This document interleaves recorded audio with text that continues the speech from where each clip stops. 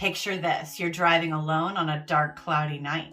You look down for a second to adjust your radio, and you feel your right front tire jolt upwards as if you've just hit something.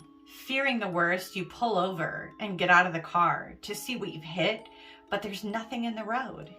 Suddenly, a hulking, dark figure emerges from the trees on the side of the road and starts coming right for you. Screaming, you dive into your car and start to take off. The beast is coming for you. It jumps on the trunk of your car and grips on. Not knowing what else to do, you slam on the gas, hoping the speed will help you lose it. You're tearing down the road, gripping your steering wheel with shaking hands, and you hear its claws on the metal of your trunk. The metal screams in protest. The monster growls. You scream, then it's gone, falling backwards and away from your car in the rearview mirror. Shaking, breathing fast, you look straight ahead. What would happen if you went back? Welcome to Coffee and Cryptids. My name is Morticia Evermorg. This is part 2 of Encounters with the Beast of Bray Road. If you didn't catch part 1, I definitely recommend you go back and watch that to get the very first encounter of the sighting of the Beast of Bray Road. Every week I bring you news stories about cryptids while I drink coffee, because cryptids are super fascinating and coffee is life. Grab a cup and settle in. It's story time. It's Halloween of 1999. Dorothy Gibson is driving on Bray Road just outside of Elkhorn, Wisconsin. She slows down as she's coming to an intersection and reaches down to adjust the knob of her radio when suddenly she feels the right front tire of her car jolt upwards as if she's just run over something. Oh no, she thinks, did I hit something? She pulls over her car and gets out to inspect, but it's so dark outside. It's overcast, there aren't a lot of overhead lights, it's really not easy to see. She's slowly scanning the road, looking for any signs that she may have hit something. Out of the corner of her eye, she sees movement and looks up to see a dark figure about 50 feet away from her. It's almost as if at that moment, it also spotted her and it comes charging right at her. So fast, she can hear the slapping of its large feet against the pavement and its heavy, fast breathing.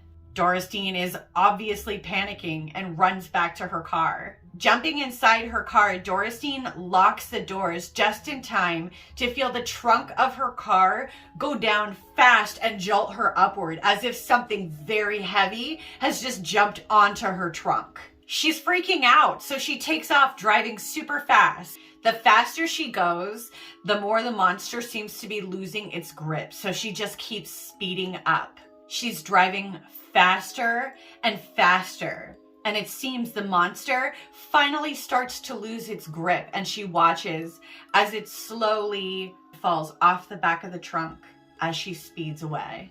Dorothy is obviously feeling very rattled and shaken by this experience, but she's unharmed. So she tries to rationalize what she's seen and, decides it was probably just a big bear that she pissed off by hitting, and so it attacked her. And, with that rationalization in mind, she decided, okay, it's not the end of the world, and decided to go on with her plans for the night. It was Halloween after all, and she had plans to take a younger girl trick-or-treating. At that point, for me, I'm calling it a night. I'm done. I went off the roads. I'm going inside my house. I am salting my doors. I am pulling out holy water. I am doing anything and everything I can think of. Silver bullets, if I have them. Yes, absolutely. Do I have any silver in the china cabinet? I'm getting that out for sure. No, ma'am. You guys, why is coffee just so good? It's so good. Later that same night, Dorothy and the young girl happened to find themselves back on Bray Road in the same area where she encountered this beast, and they decide to pull over on the side of the road. I guess so Dorothy can tell her the story, maybe give her a little Halloween scare. But it didn't take long for the tall, hairy, massive creature to emerge from the woods and start coming right towards them. Dorothy, freaking out, screams at the younger girl to lock the doors, as if that's going to help them. This time, Dorothy obviously knew that just locking the doors wouldn't be enough, so she took off. She was done. After a good night's sleep, Dorothy was not convinced that it had actually been a bear.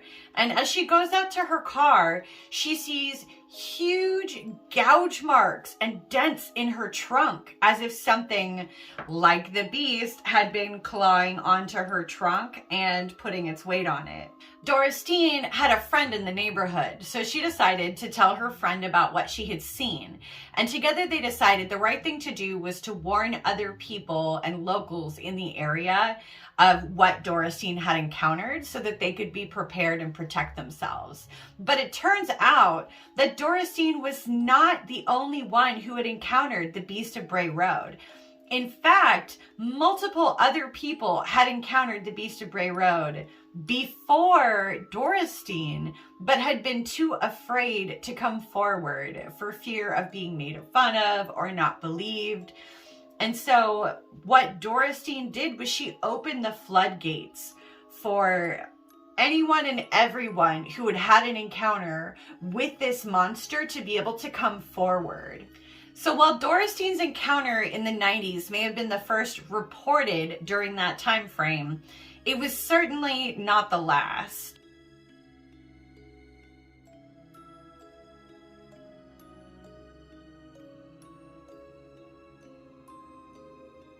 Because of the huge number of reports that were coming in of encounters with this monster, an investigator actually came down to the area to do a whole piece on this monster. The reporter's name was Linda Godfrey, and at first she was like, yeah, okay, whatever, I'm just doing my job, and she really didn't believe it. But the more reports and sightings she heard about, the more she really started to believe it was true, and she ended up writing a book. The book is called The Beast of Bray Road, Tailing Wisconsin's Werewolf, and I'll put the link below if you're interested in checking out her book. It's pretty fascinating. The Beast of Bray Road is said to be over 6 feet tall, with gray and brown fur and the face of a wolf.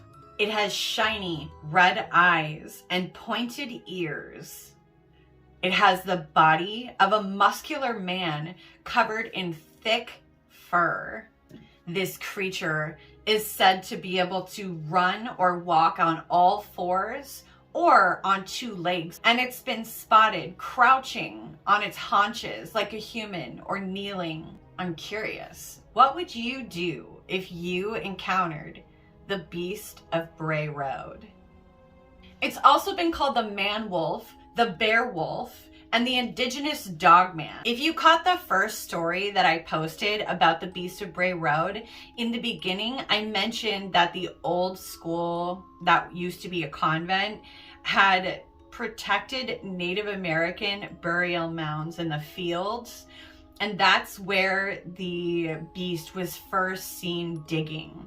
So the concept of indigenous dog man, I think, is really, like, there's really something there. Either way, it's been looked at as a werewolf and, you know, all of these other potential things which, you know, it could or could not be. No matter what this cryptid is, I personally don't ever want to be caught on a dark, lonely highway with me in the car and the beast on the road.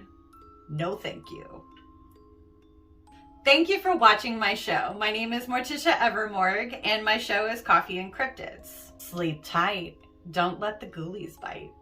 Bye.